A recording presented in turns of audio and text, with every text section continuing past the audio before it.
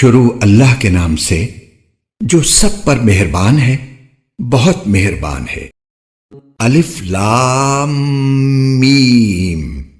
رومی لوگ مغلوب ہو گئے ہیں قریب کی سرزمین میں، اور وہ اپنے مغلوب ہونے کے بعد چند سالوں میں غالب آ جائیں گے۔ چند سالوں میں سارا اختیار اللہ ہی کا ہے، پہلے بھی اور بعد میں بھی، اور اس دن ایمان والے اللہ کی دی ہوئی فتح سے خوش ہوں گے۔ وہ جس کو چاہتا ہے فتح دیتا ہے، اور وہی صاحب اقتدار بھی ہے، بڑا مہربان بھی۔ یہ اللہ کا کیا ہوا وعدہ ہے۔ اللہ اپنے وعدے کے خلاف نہیں کرتا، لیکن اکثر لوگ نہیں جانتے۔ وہ دنیاوی زندگی کے صرف ظاہری رخ کو جانتے ہیں، اور آخرت کے بارے میں ان کا حال یہ ہے کہ وہ اس سے بالکل غافل ہیں۔ بھلا کیا انہوں نے اپنے دلوں میں غور نہیں کیا؟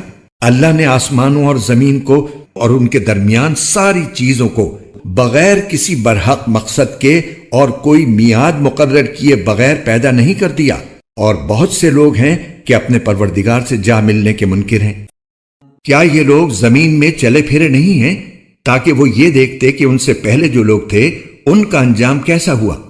وہ طاقت میں ان سے زیادہ مضبوط تھے، اور انہوں نے زمین کو بھی جوتا تھا، اور جتنا ان لوگوں نے اسے آباد کیا ہے اس سے زیادہ انہوں نے اس کو آباد کیا تھا۔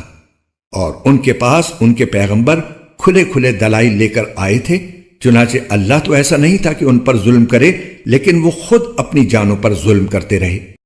پھر جن لوگوں نے برائی کی تھی ان کا انجام بھی برا ہی ہوا، کیونکہ انہوں نے اللہ کی آیتوں کو جھٹلایا تھا، اور وہ ان کا مذاق اڑایا کرتے تھے۔ مفتی محمد تقی عثمانی۔ سورت نمبر 30 الروم، آیت نمبر 3۔ تفسیر۔ اس پیشین گوئی کی تفصیل اوپر سورت کے تعارف میں آ چکی ہے۔ یہاں یہ بات قابل ذکر ہے کہ چند سالوں کے لیے قرآن کریم نے بز کا لفظ استعمال فرمایا ہے، جس کا ترجمہ اردو میں چند کیا جاتا ہے، لیکن عربی زبان میں بز کا لفظ 3 سے لے کر 9 تک کے لیے بولا جاتا ہے۔ چنانچہ شروع میں ابی بن خلف نے حضرت ابو بکر سے جو شرط لگائی تھی وہ یہ تھی کہ اگر 3 سال کے اندر رومی فتح پا گئے تو وہ حضرت ابو بکر کو 10 اونٹ دے گا، ورنہ حضرت ابو بکر اس کو 10 اونٹ دیں گے۔ جب حضرت ابو بکر نے حضرت سے اس شرط کا ذکر کیا تو آپ نے فرمایا کہ قرآن کریم میں بز کا لفظ آیا ہے، اور اس میں 3 سے لے کر 9 سال تک کا احتمال ہے، اس لیے تم ابی بن خلف سے 10 کے بجائے 100 اونٹوں کی شرط لگا لو، البتہ مدت کو 3 سال سے بڑھا کر 9 سال کر دو۔ حضرت صدیق اکبر نے ایسا ہی کیا۔ چونکہ رومیوں کے فتح پانے کا دور دور بھی کوئی احتمال نظر نہیں آتا تھا، اس لیے ابی بن خلف بھی اس پر راضی ہو گیا، اور اب شرط یہ قرار پائی کہ اگر 9 سال کے اندر رومی غالب آ گئے تو ابی بن خلف 100 اونٹ حضرت ابو بکر کو دے گا، ورنہ حضرت ابو بکر اس کو 100 اونٹ دیں گے۔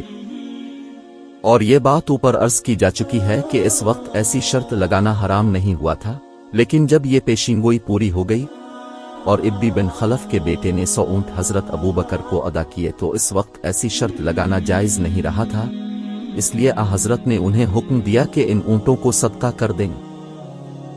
آیت نمبر 4۔ تفسیر۔ جیسا کہ اوپر تعارف میں عرض کیا گیا، اس سے مراد غزوہ بدر کی فتح ہے۔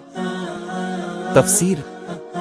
یعنی اگر آخرت کو نہ مانا جائے تو اس کا مطلب یہ ہوگا کہ اللہ تعالیٰ نے یہ کائنات یوں ہی بغیر کسی مقصد کے پیدا کر دی ہے، جس میں نہ کسی ظالم اور بدکار سے کوئی حساب کبھی لیا جائے گا، اور نہ کسی نیک انسان کو اس کی نیکی کا کوئی انعام کبھی مل سکے گا، نیز یہ کائنات غیر محدود مدت تک اسی طرح بے مقصد چلتی رہے گی۔